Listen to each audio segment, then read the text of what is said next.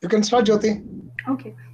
Good evening, everyone, and a very warm welcome from Core HR IR Group. We are back with our 13th Learning Weekend webinar series. I am Jyoti Sharma, your host for the day, and our topic for the day is how to build a career. This webinar aims to enlighten us on critical aspects of building career at early, mid, and pre-retirement stages, and all the strategic choices to be made while changing careers. This is powered by Core HRIR Group. A little bit about the Core HRIR team. It is a network of 1,000 plus HR professionals who have connected with each other with a vision to network, learn, share their knowledge, insights with each other on both and grow professionally as well as on a personal level. We have proudly undertaken a lot of initiatives within a short span of time, and we aim to be role models for all the groups, a role model group that aims to promote learning selflessly. We have our mentors, HR leaders, and CHROs connected globally from Fortune 500 companies. Together, we aim at fostering and nurturing long term relationships. Our logo in black, blue, and yellow color basically indicates wisdom, trust, and optimism for one and all.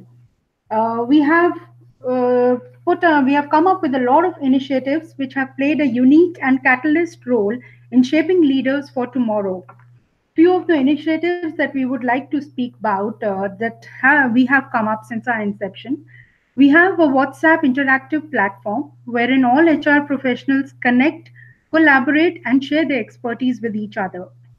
The next initiative is the Weekend webinar series.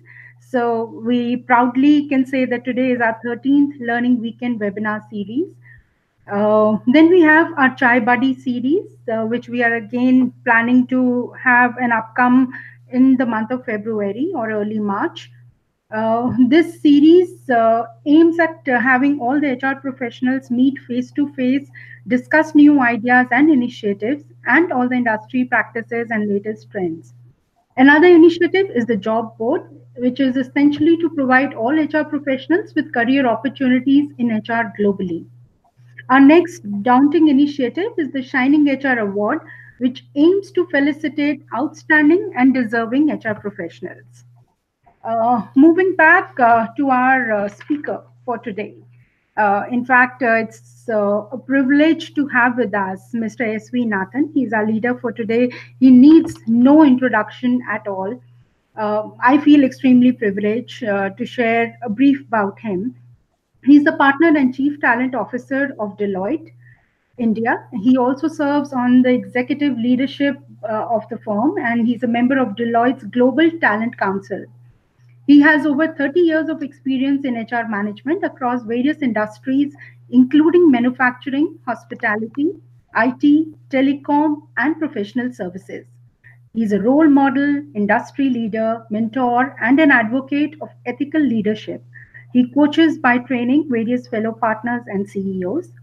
He has worked with reputed organizations like ICI India, Infocom, and has been with Deloitte since Infocom, Sterling Group, Microland, Planet Asia, Reliance Infocom, and he has been with Deloitte since last 14 years.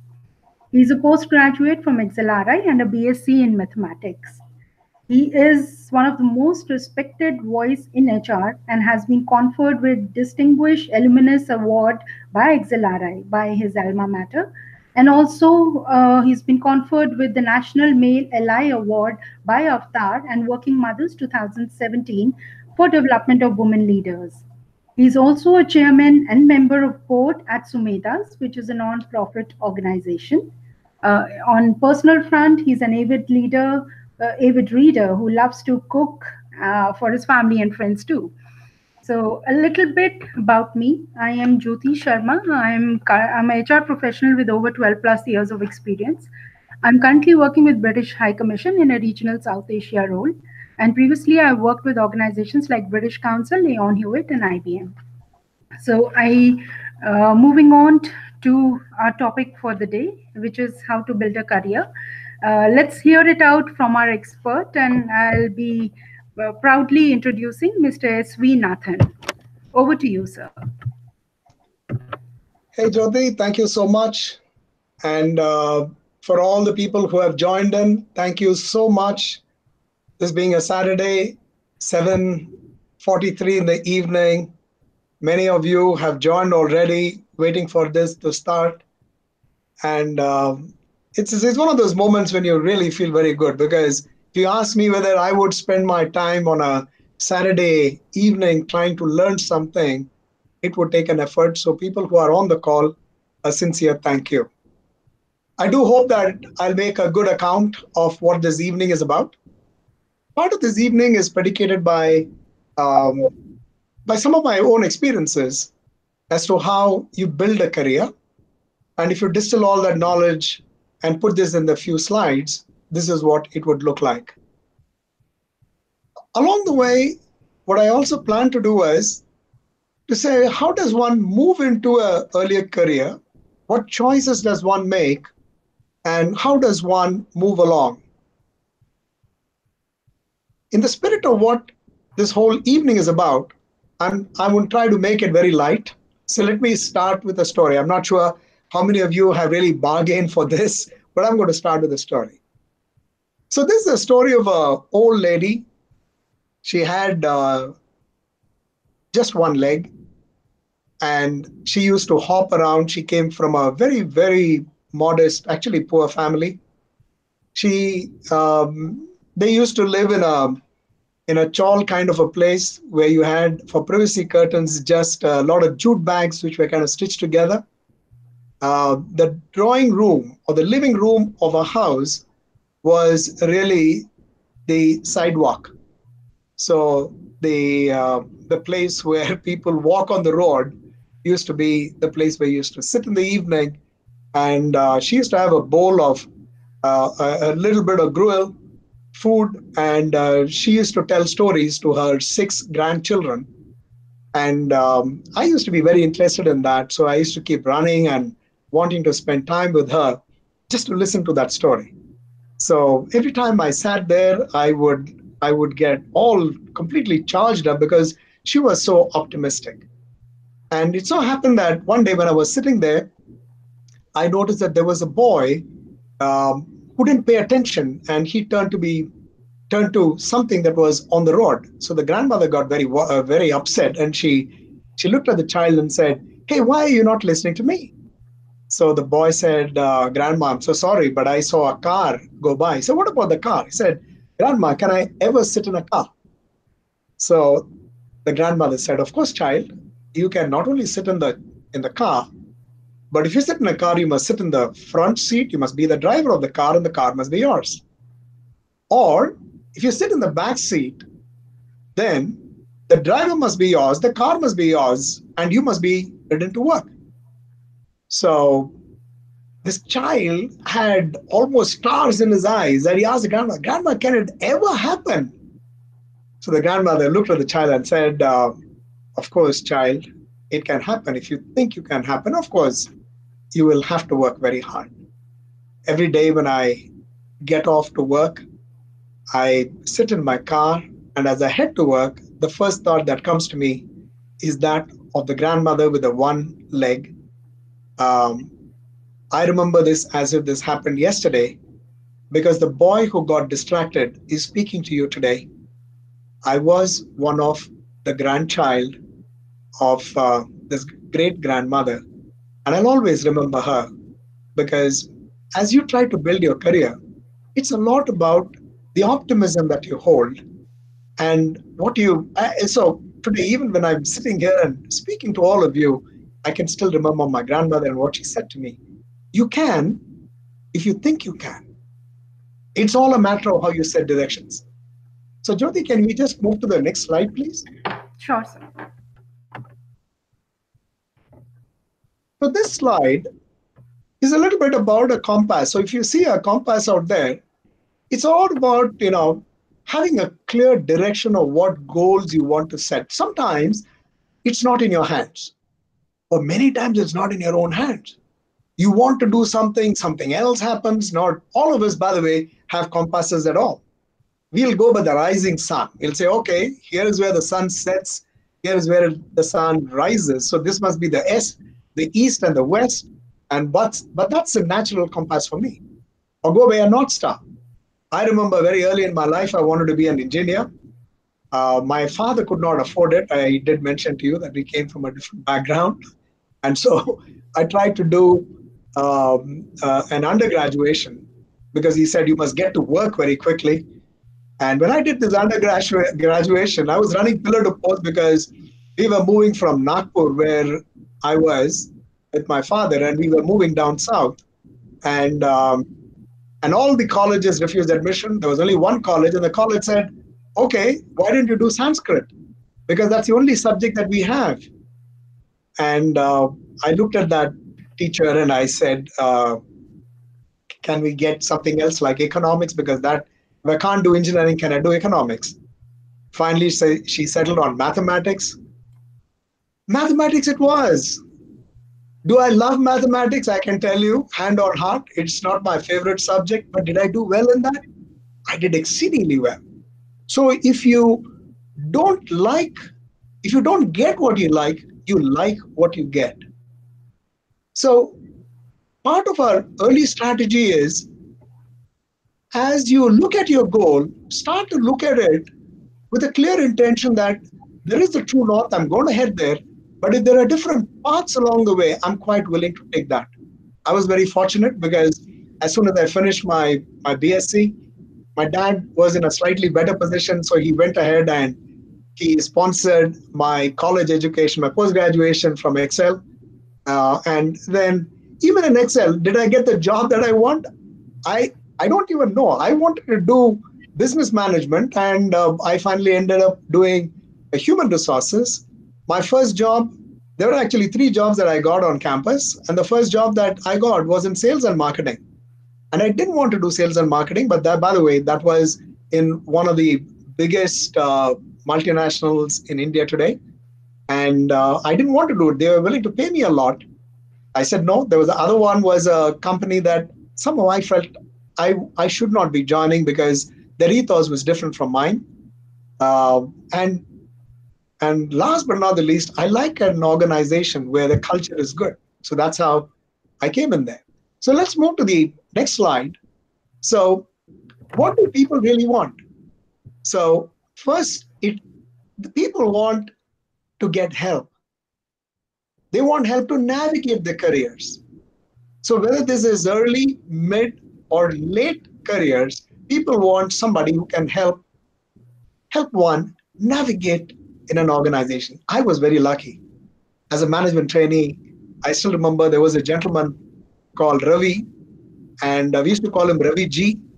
And Ravi G was an outstanding man. He was very young at heart, and he made sure that everybody around felt good about what they were doing. I still remember the small nuances, very encouraging. I wanted to divide a room into three different groups, and in each of the table I gave them a different colored notebook.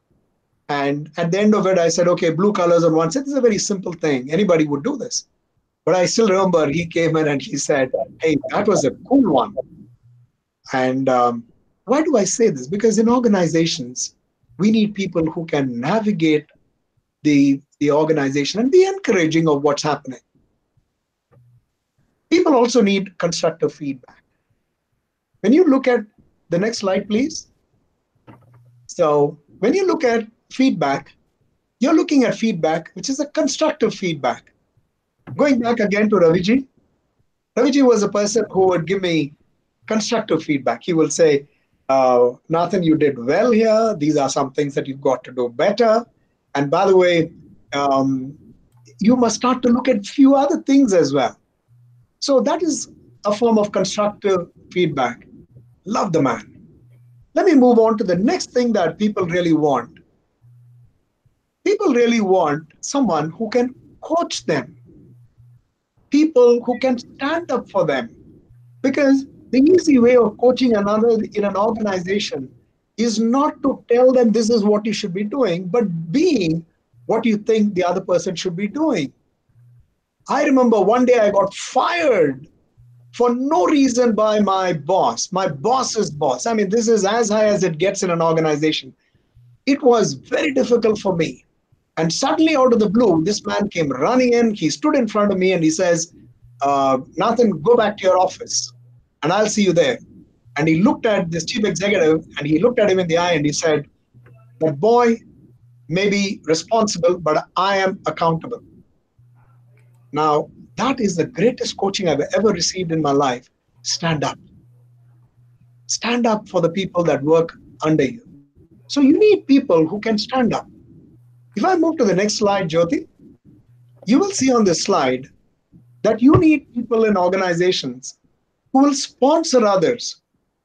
When I say sponsor others, I'm looking at people who will ferret out from the large numbers of people someone that they can say, hey, this is a person you should be looking at. Now, sponsoring is very different from mentoring. Mentoring is something that happens outside. Sponsoring that's happening within the room where decisions are made. Somebody who can stand up and say, hey, this is the person that we recommend. I learned this from a lot of my friends along the 30-year career. You really have to be in those kinds of meetings where you can sponsor somebody and somebody whose head is really under the water, because those are the people that need help. And if I move on to the next slide, you're really looking at people. What do people need in organizations? I worked for many firms. I distinctly remember that the one thing that I wanted in every organization, and I'm sure that resonates with you as well, is we all want respect. We all want to be respected. And we all want to be heard. And when we say we want to be heard, that's a form of respect. I remember I was sitting in one of those real massive meetings and very senior people, and I raised my tiny arm and I made a small point in that big room of all the elders, and the person sitting at the head of the table, he encouraged me and he says, wow, that's a good point. I mean, I'm not sure that that would have gone very far in the organization, but it mattered to me. So I decided that I would stay in that organization because it respected people, because it respected me as an individual, as a professional. I still remember, and I have no idea what happened thereafter, but I still remember that incident as if this happened yesterday. Now, all of what I'm saying is something what people want. There was a study done by HBR about 5 years ago, and these are the things that have been noted as the 5 things that people require in organizations. Let me move on to, if in this context, against what I want, how do I then build a career? How do you build not only a career, but a successful career? So, Jyoti, if you can just move on to the slide. So, how do I build a career? So, let's start with this very simple symbol called an acre. So, an acre is just a measure. Now, I say this is important because when I say an acre, it's a goal. What are your measures? What are your measures of success? How do you define it? By the way, don't go by designations or don't go by compensation. What matters today may not matter tomorrow. What matters is, what do you add along the way as an early career professional, as a mid-career professional, as a professional who may be about to retire and want to take on a completely new set of directions. I think it is important to measure how far you have come and thereafter look at what is the distance that you now have to cover. Jyoti, can we go to the next slide, please? So the next one is a lot around care. Care for others more than what you do. And you care for people in more than one ways. Caring is not only the aspects where you would buy lunch or you would bring lunch for somebody else. That is one kind of care. The other kind of care is caring for their development. Or when you catch people doing something right, then you praise them in that moment. And don't admonish them when something goes wrong. And I remember many, many years ago, there was a fantastic gentleman. and he's gone on to become one of the bigwigs in a very large medical healthcare company in Delhi.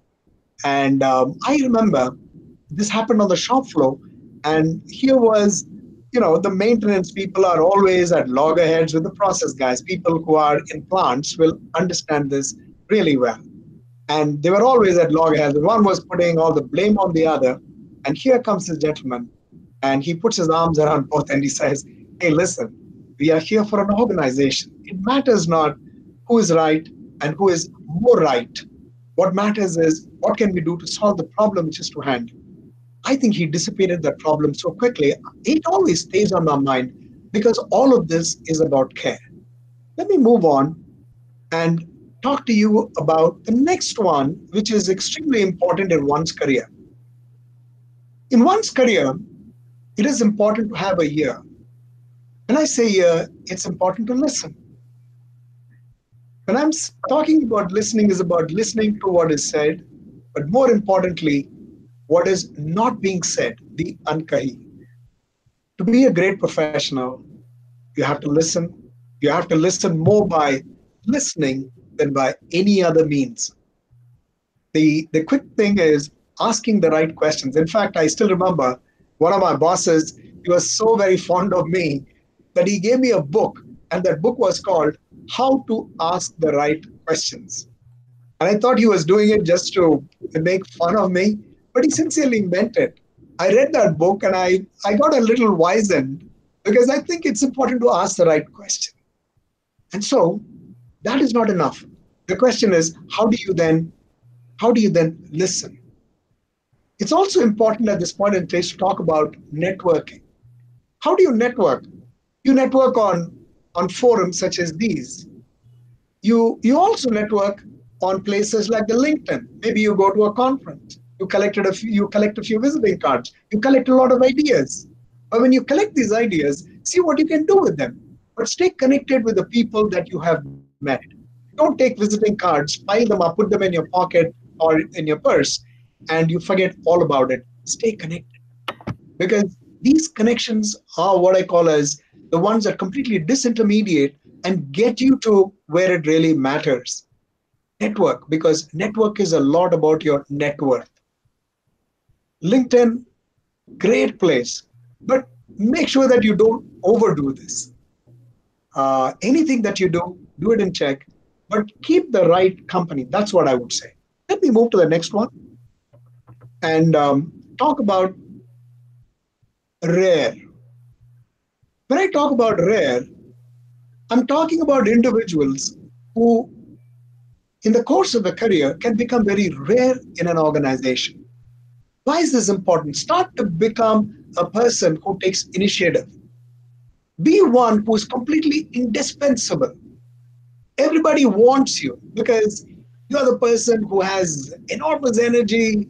People love to want to have you on their projects or in whatever work that you have in an organization. Why? Because you're so enthusiastic. You take the initiative. Make sure that in anything that you do, you become rare because you also believe in raising the standards every day. For example, there are people I know who will say, I'll run 1 kilometer a day. The next day, they will run 2 kilometers, and they keep raising their standards. Find a way to raise those standards. So, Jyoti, can you move to the next one? The next one is about how do you rear, how do you develop the people that work under you? They are the people who work with you. Do you care for them? Do you really believe in their development? Because the more you grow the people who work under you, the more likely that your success depends on people like these. And by the way, if you're an early career professional, make sure that you are that kind of a person who receives this kind of nurturance as well. By the way, for people who are mid-level career professionals, how do you rear yourself? Make sure you have a coach. If you cannot find a coach, find a mentor, someone who is interested in your development. I do know that at some stage we get into what is known as midlife crisis. What's the purpose of life? What am I doing in an organization? What should I be doing? These are the moments that you need coaches, someone who is far removed from what you're doing. They would be able to give you a good sense of what ought to be done. Find a coach. And by the way, all of you know this, you are the best investment. You are the best investment. Make sure you grow. Make sure that you find ways that you can grow. Let me move on to the next slide. Nathan, sir, extremely sorry to interrupt. I believe the audience is facing some difficulty in viewing the slides. Okay, So please allow us a minute. We are just trying to figure it out. sure. Um, Jyoti, are they able to listen to me? Yes, yes. Everybody is able to hear you clearly. So what you should tell them is let them not worry about what is on the slide, because what I have on the slide is just one word. I will read out that word, and that will make it easier. So even if you have any challenges, that would not be a problem whatsoever. So if Sure. you're okay with that, I can continue. Sure. Let's continue. So what I have on the slide is just a simple word which says ACE. And what I had on the previous slide was a very simple word which said acre. Then I talked about care. Now I talked about year, and now I'm talking about rare. I talked to you about rare, how you should be that indispensable person. And now um, I'd also spoken to you about rear. Now I'm going to be speaking about ace. How can you be an ace? How will people know you? How can you ace the things that come to you? Let's start with your resume. Write a professional resume. Early career professionals, make sure that you may think that it's not important to mention that you worked in some NGO for some time. You may not think it important that you were good in athletics. But today's people, watch out for those kinds of things, because these are the ones that make a big difference to anyone who is interviewing a young professional. They are saying, hey, this person has done much more than what a regular person could do. Or there could be a lot of certifications that you may have done. I'm sure you will put them in, but make sure that you write a resume that is very professional. By the way, this goes for people who are also mid-year, mid-level. Towards the end, it would get a little more philosophical. You will not talk about the ones that you did in your early in your career, but you talk about the big transformations that you have held in organizations or you are part of. So how will you know what is on your resume? Make sure that you rewrite your resume every 6 months. Now, this is something that I keep talking about many times. First of all, write a resume, a professional resume, rewrite it every 6 months, which means you must have it on your calendar. And if it has not changed in the last 6 months, it means neither have you. If your resume has not changed in the last 6 months, neither have you. Make sure that you raise the level of your competency. Learning is therefore extremely key to what you do. Let me move on to the next slide. The next slide is just a very simple slide which says car. And I've got just a small image of a car. A car is a symbol. It's a symbol not just of progress, but it's also a very simple one of transportation, because this is the one that takes us from one place to another place. That's one. But all of us own different kinds of cars. There are people who are very aspiring and says, this is the kind of car I want. All cars do the same job. They move people from A point to a B point. But what is different? Because cars have different brands. The top of the line brands, you take a Mercedes, or you take a BMW, or you take an Audi, or you pick a favorite car. All of them stand for a certain salience. What is what will you be known for? What is your brand? And therefore, when you look at a car and the car signifies a brand, What is your brand? When people talk about you, what will they talk about you? What will they say?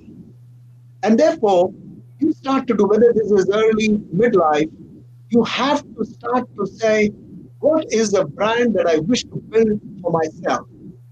And is this consistent with what are my strengths? Anything that you do has got to be on the basis of what your strengths are.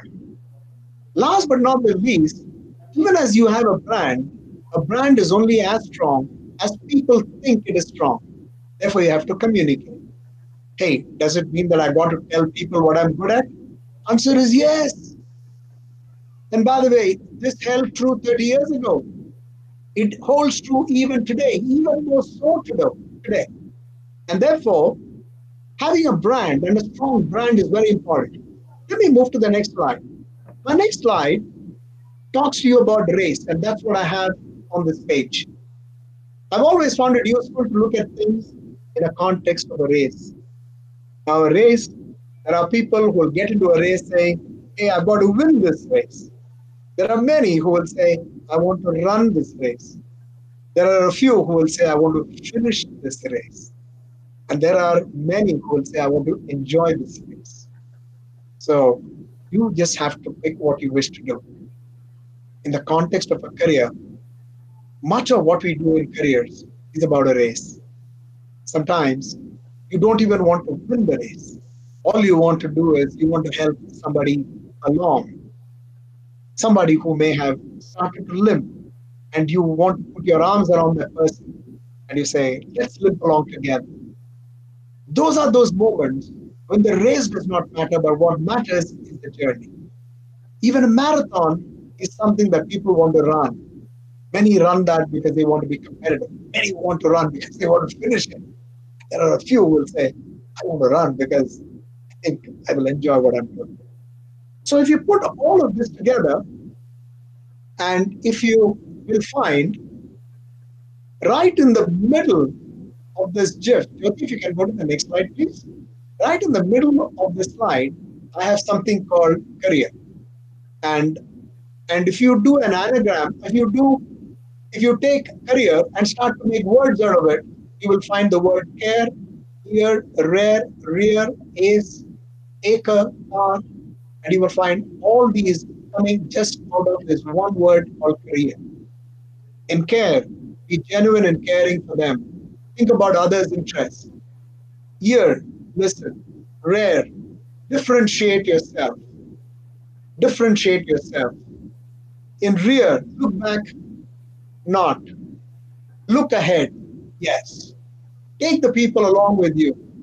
An acre is just a measure. Make sure that you measure what you do. In a race, you will find that there are people who are fast, there are people who are slow. It does not really matter. What matters is what matters to you and how you want to run that race. So, pretty much that's what we have on this slide. So, let me move on to the next one. It says, with all of this, what can I do? And there are just three things that you can do. First, whether you are early, whether you're mid, or whether you are at the fag end of a career, all you have to do is say, okay, how do I assess, how do I learn, and how do I grow? When you say, how do I assess? You identify what you're really good at. How do you learn? You look for opportunities where you can learn. By the way, when you talk about how you learn, there are three ways of learning. One is education. Education is easy. Two is experience, which means you do more of the same. But the third one, which is very important, is exposure, which means you do different things. You don't do the same thing again and again and again. So that is all about learning. And how do you grow? Grow your special skills. People who are at the fag end of the career will know that they are good in particular skills. Find a way to break away and do something completely different, because that will get you to be a lot more happy. Yesterday, I met a gentleman who retired when he was all of 26 years of age. He came from an outstanding B school. He had all the credentials. He worked with me for about 4 years. End of it, he says, "Sir, I want to do something on my own." So I said, "Be my guest." He is completely enjoying life. I met him yesterday, and he's now a life coach. He's a life coach at 35 years because he says, "I'm enjoying my life. I have a good work-life balance, and I'm really sometimes in a month I don't even get a single consulting work. It doesn't matter. I will just go work with anybody pro bono." So people will have to start to look at what matters to them most. Let me take a stab at the next slide. So Jyoti, can you go on to the slide that says, "How do I grow my career?" And the slide after this, please, Jyoti. Sure. So how do I grow my career? I talked to you about assessment. What am I good at? What am I good at? How do you know? Jyoti, the next slide, please. Sure. So how do you know? People will tell you what you're good at because you need to ask them for feedback. We are not very comfortable with this, are we? Because we have to go to people and say, "Hey, what am I good at? What am I not good at?" And but once you start feeling comfortable with this, then you will find that you can only grow from where you are. Don't forget, in all your assessment, there's also an experience. What kind of conversations do you want to have?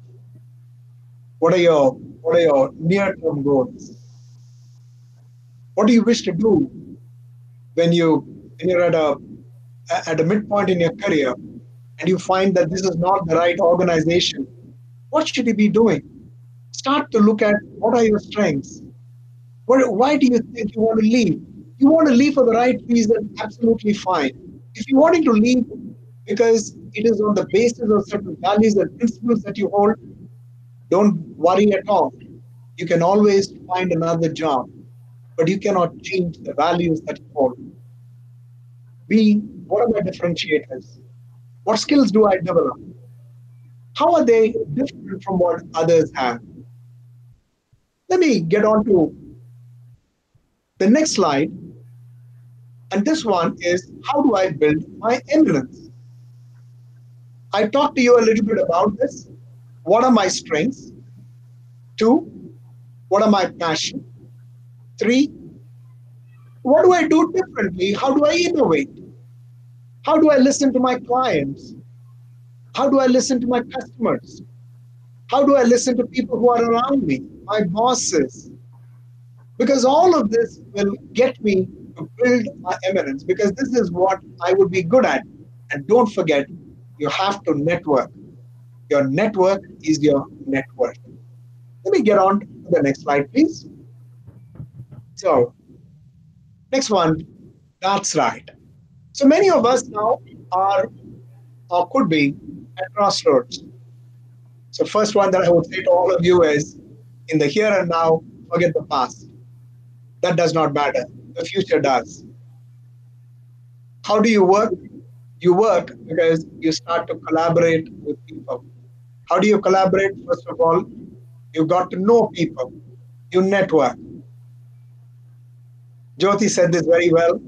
This is a podium which stands for being optimistic. Be optimistic. I know even in the worst of times, the best thing to do is get onto a quiet corner and say, "Okay, this is how my career has come in. Now what do I do to make it something different?" So you will find some answers out there. Um, Make sure that you declare your support for somebody. I believe in being enthusiastic in the worst of times. It's always good to be enthusiastic. Of course, we all have our highs and lows. Learn as much as you can, teach as much as you can. And in a way, if you can help somebody, help as much as you can. So let me get on to the slide with which we started, the compass. The next slide, please. I Yes. started my presentation with a compass. Let me end my presentation with a compass. A compass will tell you the true north. You can decide what you want to do, where you want to go. We all live our life but once. Might as well be happy with it. If you're not very happy in the current, look for a place that can give you the right things, but don't be foolish about it. We've got to be careful. It does not mean that we have to keep jumping from one job to another. Remember, what people will be looking at is, do you have the right experience and the right depth? We may not be all be comfortable with the choices that we make, but it's a choice that we have made. Don't keep changing your choices. But once you made a choice, it's good to stick with it. I've known of somebody who felt so unhappy in the jobs, then one day they decided that they will do something completely different.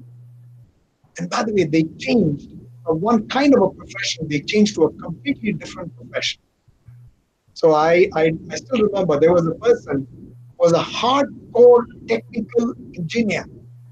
He quit his job to start to do sales and marketing because he felt that he can use all his background information and experiences in sales and marketing. It turned out it turned out to be one of the greatest differentiators in his life, and he did very well for himself. Remember, it's your life, it's your compass. You've got to do what you do and what you do best. I hope this webinar has been able to give you at least some pointers because there's nothing called the magic answer. Um, Let me pause and wait for you to ask some questions, knowing that you've got a few minutes more. Let me turn this over to Jyoti. I I hear that she's got some questions that she has lined up. So Jyoti, over to you, please. Sure, Shantanu. Nathan sir. We'll take up with the first question, which has come up from Shantanu Saha. He wants to know that most of the people plan their education but not their careers, and it ultimately turns out to be a reaction to external circumstances rather than being a proactive approach. How should we deal with a situation like that? So Shantanu, you are absolutely right. Not all of us are blessed that way. Not many of us um, have an opportunity to start a career based on what education they need to go. Of course, many of us get slammed into jobs. Many of us start to do engineering because that's what our dads told us to do. It so happened that I did mathematics, and from mathematics, and I wanted to be an engineer, I moved into human resources. But it's important also to say, okay, now having taken this up, what do I do with it? It's not easy to plan a career very well in advance because oftentimes it happens and realization dawns on people only after they finish their education. Many of them, to them, it becomes even more clearer. Even after finishing their education, they do a couple of more years working for organizations. That's when they believe that this is enough. We need to do something more. I think this is not what I was promised in my life as I moved out. So I hope this responds to your question, Jyoti. Yes, absolutely. Moving on to the next question from Ruchi Arora. She wants to understand what are the roadblocks in one's career graph and how should one overcome them? I actually see three kinds of roadblocks that happens in people's career. The first one that happens is within ourselves. That's the first roadblock because we start to imagine a whole lot of things which are completely non-existent. So really it starts with us. And then we start to put frames onto it.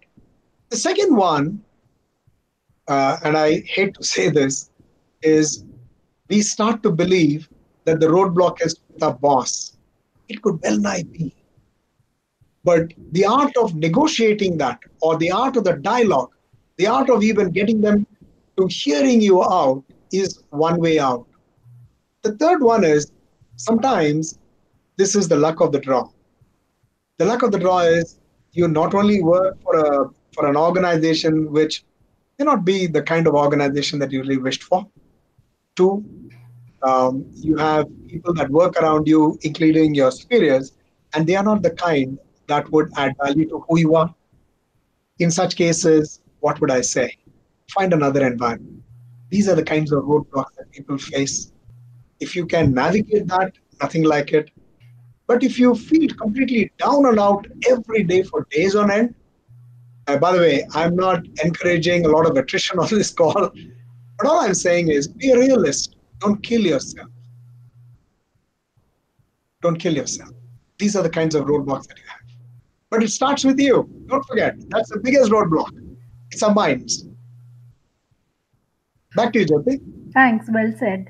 The next question is from Manoj Tiwari, who wants to know how should one plan to change career before retiring? Hey, Manoj, thank you so much. I think this is a very, very important thing that you've raised. The best thing for people who wish to retire and move to something is to start to look at in their entire career what is it that they have done best. If you want to continue that, this is called product extension. So this is like the surf and the new improved surf. So you can do that. That's one life, one way of doing it. You start to say, okay, I'm going to do this because this is me. I can do more of me or the better of me in what I do when I retire. So that's one. The other one is to take a completely different tack and say, I've been doing all this along. Maybe I was even good at it. This is what I truly wish to do. Because I know several people, and by the way, you can do this because you believe that you can add significant value. The other one is you want to do a lot of pro bono work, again, because you wish to do it, or this is something that you've always wanted to do. So, people, when you're at the fag end of your career, ask yourself three questions.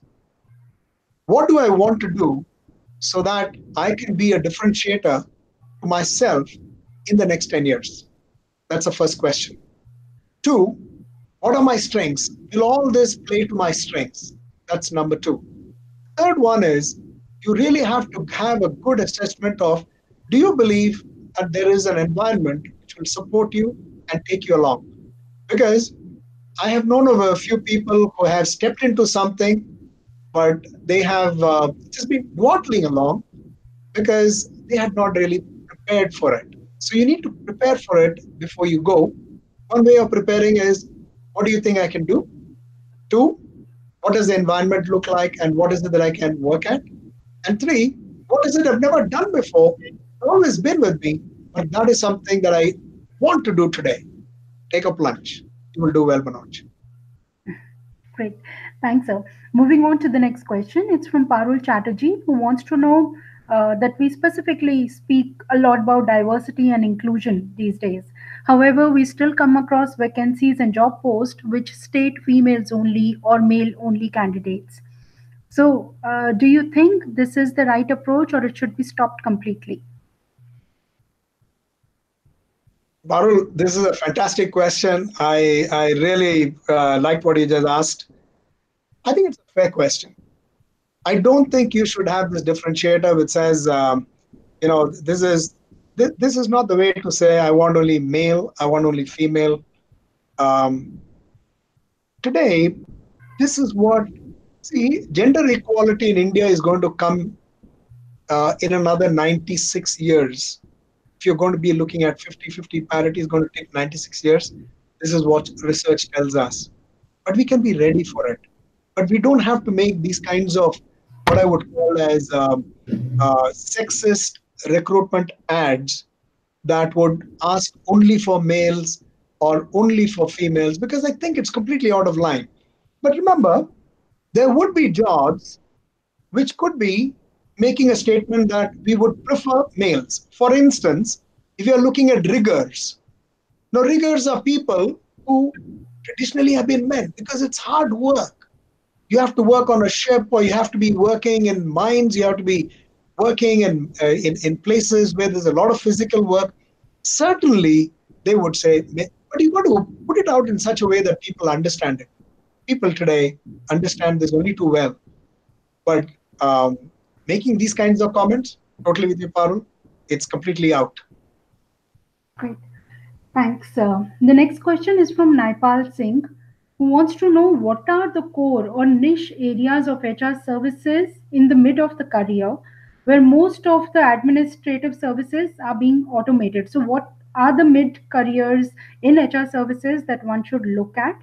And secondly, what are the new things for HR professionals to learn, and what are the things that they should wipe off from their mind? Let me start with the second question, and minor maybe that would kind of dovetail with the first as well. Number one, I would say there are several things which are getting automated today. By the way, we had computerization that came in several years ago. Now we have automation and digital. Both of them kind of are woven in today's era. What is going to happen is a lot of the processes are going to get automated. Life is going to get a lot more easier. Mid-career professionals, you will find that the jobs that you were doing, which was all about what value you added in organizations, is now being done much more easily by machines. Artificial intelligence can do a lot more today. And of course, it takes a lot to get artificial intelligence to be intelligent as well. But those are the kinds of jobs you will find are slowly but steadily moving away. So anything to do with operations slowly is moving. But there's a lot of insights that you can add in operations. So people who are in operations, if you can start to move from data, and from data you move to information, from information if you can move to insights, that is the play.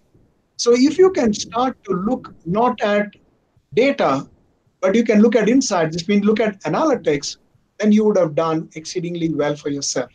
So I would say to all mid-level career professionals who are in this kind of a area, to start to look at analytics. How do you build insights? And how do you work very closely with the business? Because then, as I mentioned to you, you start to become indispensable because they would say, hey, I would like to talk to this person because they bring in so much value to my business. Rest of it can be automated, but this insight, no machine would be able to provide me this insight. Why do people stay? Why do people leave? Why do people grow? These are all the magic answers. People are busy doing the business, but these are the things that you are exceedingly good at because it's all intuitive. These are things that you've been doing for a living, but you've never found a time to express it. Start to understand what this means for you. Last but not the least is get familiar with the new digital world. Start to get friendly with talent technologies or HR technologies as it is called. Once you do that and get comfortable with it, you will go far. So that's what I would say for people who are mid-career and doing this kind of thing. Great. Thanks. In fact, having a mentor is extremely important for everyone. In fact, you yourself have been a mentor and a coach to many. There's an interesting question that has come up from Naipal and Kusumadhar, who are asking as to how to identify the best mentor for yourself, and secondly, how to convince them to be your mentor. Brilliant questions, people. I tell you, in today's world, the biggest premium is time. So even if people have an intention, because beyond the intent, people need to have time. Look for people who are interested in you. You need to have people who are interested in you. If you have people who are interested in you, they become good mentors. You also need people who have a tad of experience under their wings. You can have mentors who are also, by the way, you can also have people who are several years junior to you by age and experience because they can tell you things that you may not know about yourself. But you should shed your ego when you do that. This is what I call as reverse mentoring. And by the way, there are many organizations will start to look at reverse mentoring, particularly for people who do not understand technology. They would get on to young people and say, can you teach me something? How will you find mentors? You need to really start to work very hard to find the kind of find out somebody who's interested in you. That's the first place to start. And then slowly ask for people's time. Don't say I want to spend 1 hour or 2 hours with you. Just start for a few minutes. I know of people who say, I just want 5 minutes with you. 5 minutes is never 5 minutes. It's always 30 minutes. Everybody knows it. But ask for the right amount of time and you will find people will be interested. make sure when you go to the mentor, you also go to the mentor with something that you can give to the mentor. I remember that in being a mentor, there used to be a person who used to work with in one of the functions. Every time he came to me, he taught me something new on my telephone. So on my mobile, he says, "Sir, did you know this?" And I would be befuddled because I didn't know that we had such a feature. And every time he left my room, of course, he took away a fair chunk of time. I would say, "I learned something from this gentleman." I'm sure he would have. And there was this lady who came in and she learned something, and I learned something from her. I think that's the way to do it. You need to find somebody who can give, people who you can give to, and something that you can take away. That's what I would say to find mentors. Absolutely. In fact, quite relevant to the reverse mentoring concept, there's a question from Sri Kumar who wants to know there are a lot of millennials with lesser experience taking up onto key leadership positions. However, there are challenges in terms of acceptability. So, is this the right approach and how should we overcome this? You see, accept in today's world, merit is the one that we have to accept. And merit is always, I mean, what we see as being less than meritorious is being seen by other as being the person who has the right amount of. So I think it all starts with acceptance. I believe, personally, I believe in this. All of this is about a framework. Once you move out of the framework, then you will find that the relevance is gone completely. Start to accept the framework, then you will find acceptance is the biggest word. If you start to get comfortable with that framework, it will be absolutely fine. But recognize that people get into those positions because they have something that perhaps others don't. The second trick about this is once you start accepting it, make it known that you have started to accept it. Because you might accept it because it is visually so, but dil mein, there is still that hesitation. It's got to come that this is an acceptance that you hold and very openly so. That's the way I would say one ought to be handling people who come in as very young leaders. By the way, many of them may not be mature at all. Don't talk behind their back to somebody else. It's a very small world. It'll always come back to you. Never talk. I will say, okay, maybe he does not know about it. Maybe she does not know enough about this. It doesn't matter. Just walk away. They will learn. They will yet learn. Jyoti? Great. Moving on to the next question. This is from Mr. Vardarajan.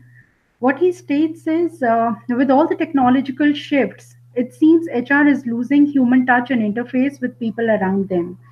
How do we handle this situation? Because today, being a pull market and not a push market, in every field, whether it's HR or other fields, there's a lot of virtual support happening. Even when it comes to recruitments, we have people applying onto the job posts rather than recruiters going for maximum headhunting. So, to some extent, there's a lot of human touch which is being lost in this entire process. So, how should we overcome that? So, at one end, this is a reality, Mr. Varadarajan. So, we've got to accept it.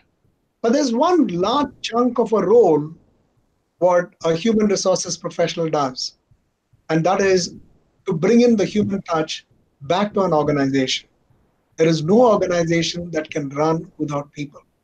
Even if it is the smallest organization, even if it's run by robots, you still need somebody to program it. So ultimately, it all comes back to how do you manage that single individual or a bunch of individuals who do that? It's all about people in every function, whether this is engineering, whether this is services, you name any industry, you will always have to do this with and through people. You raise a big question on how do you bring the people right in the thick and center of it. That's again one of the biggest challenges that organizations are facing today. There is at one end a lot of rapid automation that is coming in. And the other, people also feel very listless. What do people want? They also want to be listened to. Care is not about responding to somebody on a mail.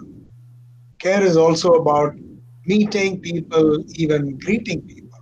It makes the biggest difference to people.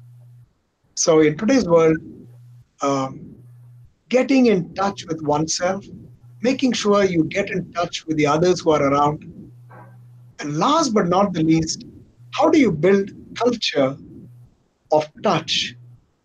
If you can do that by having the CEO and start with the CEO down, then I believe this would be something that we would have addressed really well.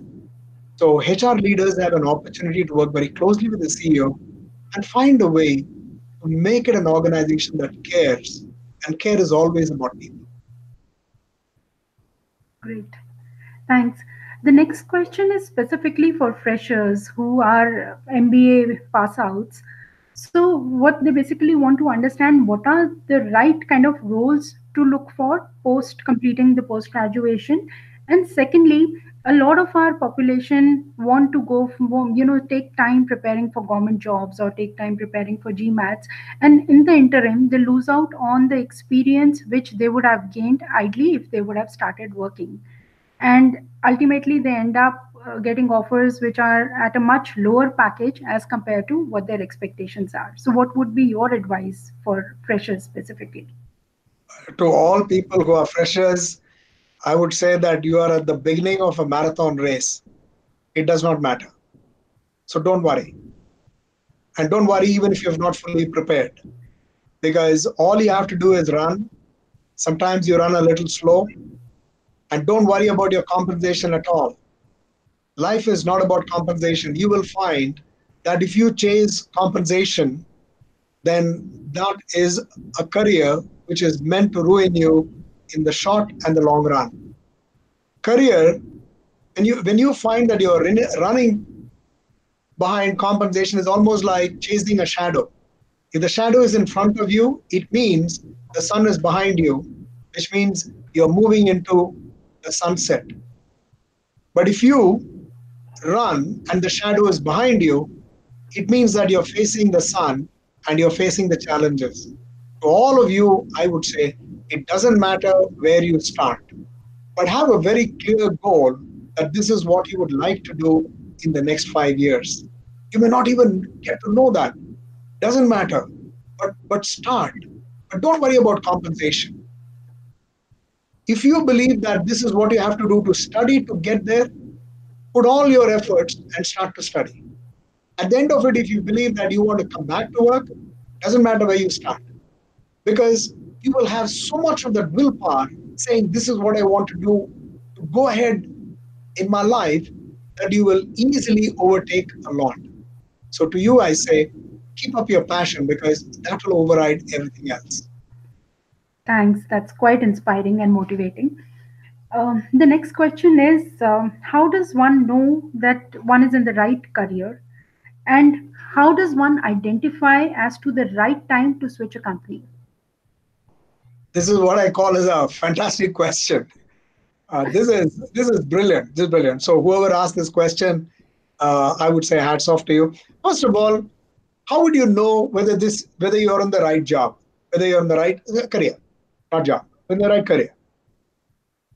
Are you enjoying what you're doing every day when you go to work? It's not about the company. Whatever that you did in the last firm, whatever you're doing in the current organization, do you love doing what you were doing? If the answer is yes, then that's the career that you should follow. But if you don't like what's happening at the place that you're working today, it's a completely different matter altogether. If you really have to quit, quit when you have these three things on your mind. One, that you've served that organization enough. Remember, the organization has paid you a salary for a whole n number of years.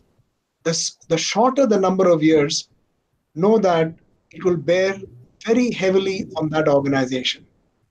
So, particularly in smaller organizations, make sure that you give back, give more than you take. That's my simple one. So keep your career aspirations. So how will you know whether you want to move?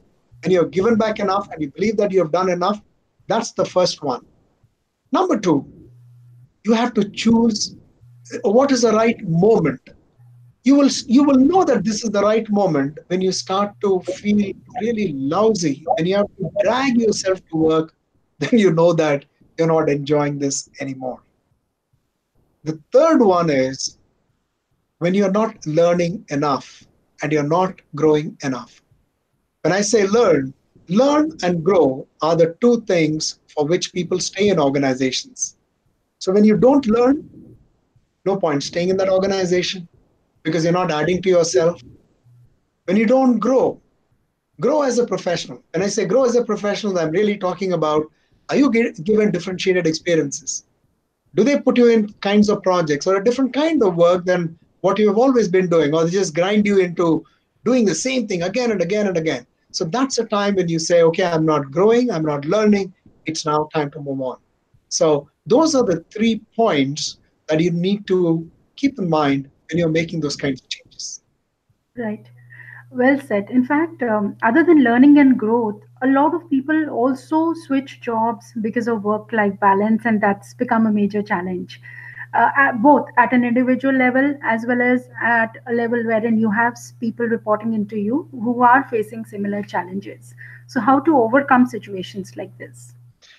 Uh, the reality of today's age is this whole thing around, uh, they call it work life balance.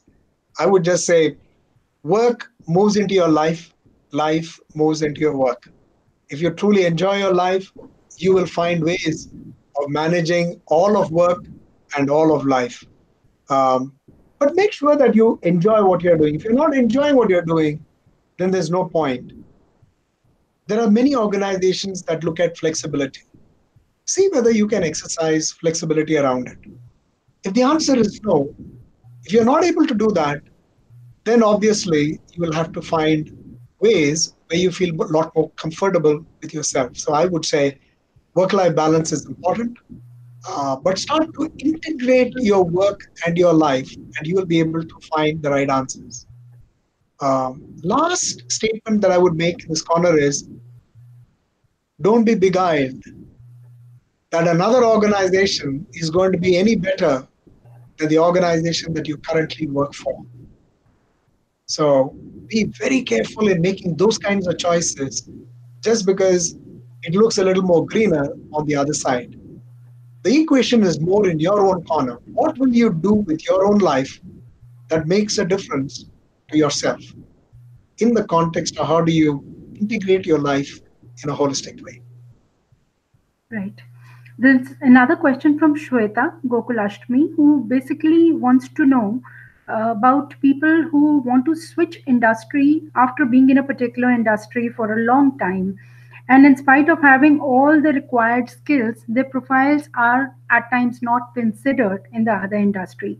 There have also been situations wherein people get opportunities in other industry, however, they are confused whether they should make a change or not in terms of changing in terms of making a shift in the industry. Both of them are the realities of today because the industry is also kind of struggling to get the right kind of talent, which is the reason why they are looking at people who have cross industry skills. And by the way, people who want to do this, you people are very rare. Does the industry accept you very readily? The answer is kind of in the middle because they will try you out for a few months, as you would try them out for a few months. Um, Walk in with your eyes open. When will you want to make that kind of switch? When you believe you have the requisite knowledge, when you have the requisite skills, then you can move in. I shared with you that story of a person who was an engineer, and at some point, and he had been an engineer for a very, very long time, and he believed that as moving from a process engineer, he wanted to move into sales and marketing. Did he do well? Yes. Did the industry accept him? They were very skeptical because they said, you do not know anything about sales and marketing. But it's a matter of how you present your credentials. And that's the reason why I believe it's beyond even just the resume that you write. It's about the passion that you hold for what could be. But before you jump into those kinds of deep waters, make sure you do a lot of research. There are people who have jumped into those waters and jumped out very quickly because they felt that this is not what they really wanted to do. Um, there could be a tissue rejection both at our end as well as the industry's end, and it's all dependent on the kind of output that is required. There's always an expectation mismatch. It could happen at the firm's end or it could happen at your end. I think it requires a lot of research. There's also a third one, which is a bit of a problem brewing today, is all the recruiters are looking for a perfect fit. And everybody knows there's nothing called a perfect fit. But they would not want this. So you might have the best of credentials to do this job, even in a cross industry. You may not be given the choice because that's the nature of today's world. Anyways, to each one his own, to each one her own. Sincerely wish you the best. Great. Thanks, sir. One of the question is from Thomas, who wants to know if the team or the organization is not really supporting growth. That definitely puts one into a dilemma whether to stay, take it as a challenging opportunity, prove yourself, or to switch the organization. So, what would be your advice? So it all depends on the sincerity of the organization. So at one level, if the organization is very sincere about its growth, then they'll talk about the strategies, they'll put the money where the mouth is, and you will find many such organizations are able to communicate and communicate very well about what they wish to do. But if you find that they are just platitudes, that they would say something, but something else would happen in the background, then that's not an organization that you would like to stay there and stay for long. You need to make those choices when you have tested them enough. If you believe that they do not pass your asset test of giving them a fair opportunity both for themselves as for yourself, if you believe that you have given everything and nothing has moved, beg your pardon, perhaps it's time to move on. When do you take a challenge? You take a challenge when you think that the management is supportive and when they are the wind in your sails.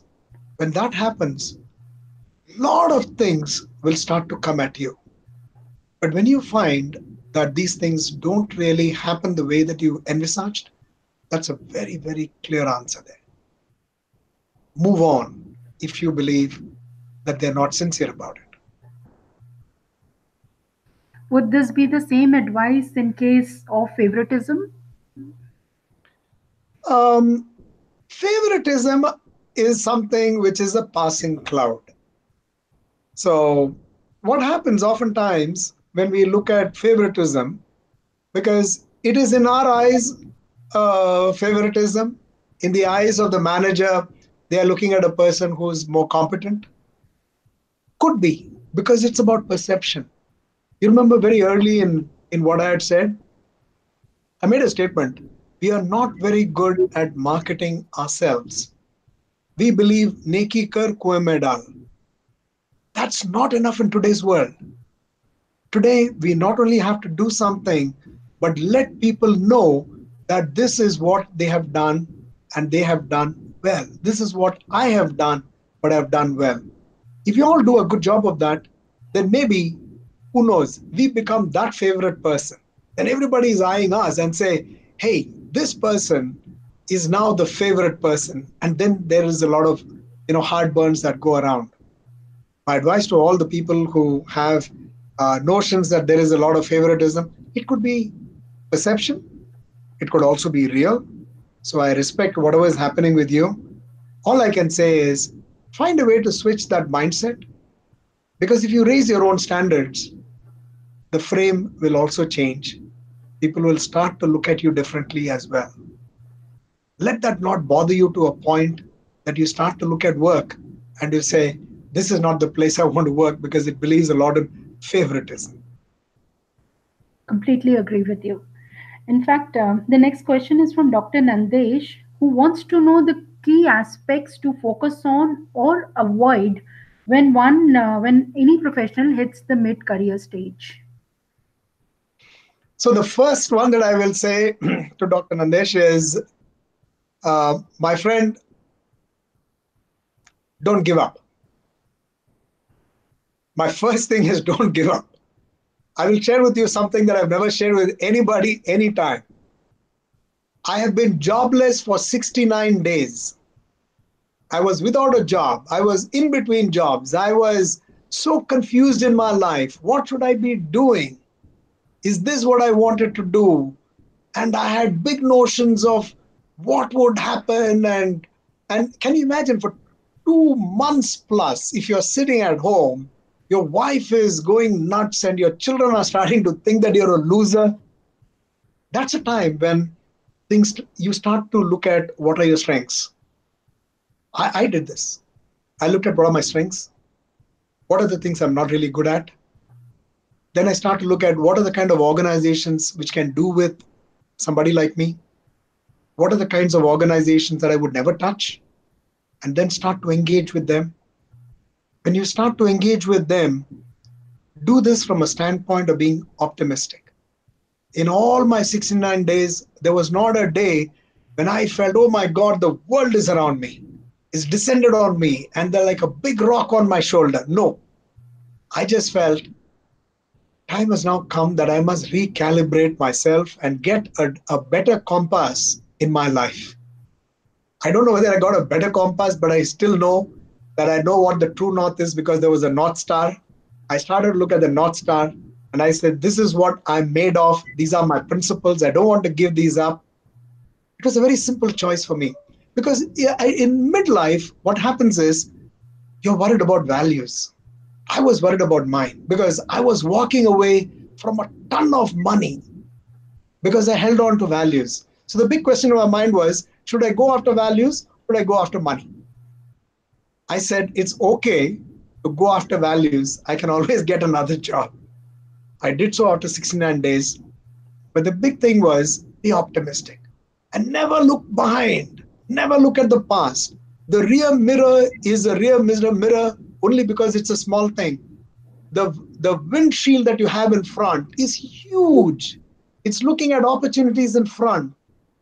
You got to keep a small eye on what's happening behind.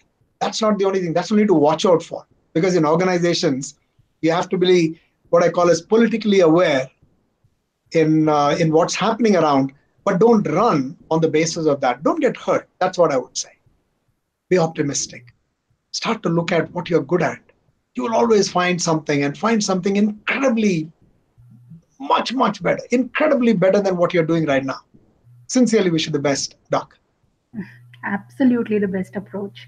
In the interest of time, there's one last question that I would take up. Considering that a job seeker is increasingly and in charge of his or her career. However, how do we match the expectations of job providers as well as the expectations that a job seeker has from a certain job, considering the nature of changing patterns, in the current time? I think much of this depends on communications. So a job seeker must be able to communicate well. The starting point is what I mentioned about a resume that is attractive. Immediately, don't get one of those resume makers. You will find a ton of them on the net. Don't ever do that. Find something which is you, which is distinct. When people look at this, they will say, okay, I really want to go through this resume. Don't make it a 5-page resume. You know all what has got to be done. Make it distinctive. Number two, start to communicate. Many times we communicate only with the people who are the recruiters, wrong people. Start to look to communicate with people who are the business leaders. When you say business leaders, where will you find them? You will find them through your network. You remember I talked to you about net worth? Your net worth is owed to your network. Find a way to network. And you can find that you can jump over a lot of chasms to get there. For the people who are recruiting, if you have to communicate, let them know the value that you bring. Don't be one of those jumping jacks and keep moving through many organizations. The moment somebody sees that, then immediately they'll put that resume aside. Uh, how then will you, if it has happened to you, how then do you convince people that these are the circumstances? Make sure you have good story that is available, which seems authentic as well. Because if you're authentic and genuine, everything will pass. That's what I would say, both to the job seeker. What is distinct about you? How will you communicate that?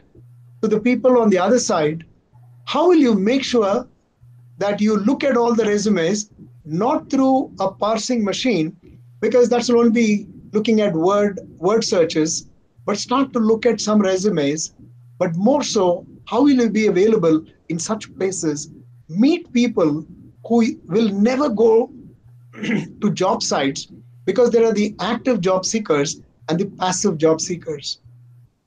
Your best are the passive job seekers. They are very happily entrenched in organizations. They will not move out.